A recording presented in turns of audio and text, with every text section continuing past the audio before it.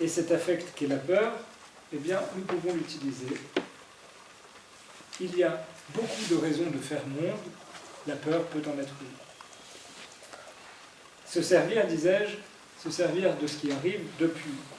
Et se servir depuis ce qui arrive, depuis ce qui est arrivé, même la peur, donc, c'est casser, c'est briser, c'est inverser, c'est retourner la symétrie, l'unilatéralité de la terreur, puisque la terreur est unilatérale, n'est-ce pas, en peur.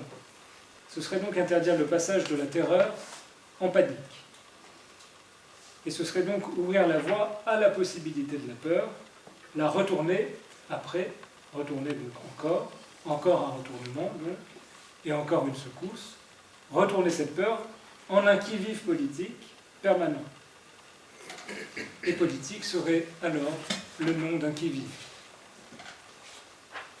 Cette année, j'espère, je le ferai, interroger le texte de la Coulabarte et de Nancy, qui s'appelle « De la panique politique ».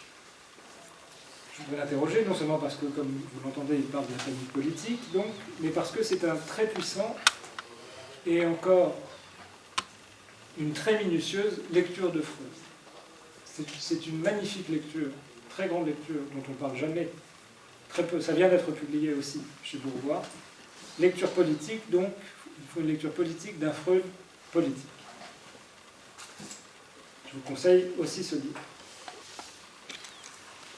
Donc je me demande cela. C'est une question que je me pose et que je vous pose maintenant. Cette question de la peur.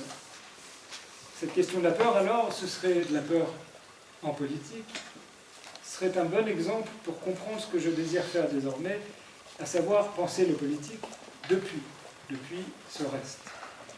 C'est-à-dire à partir de miettes, donc de ce qui reste,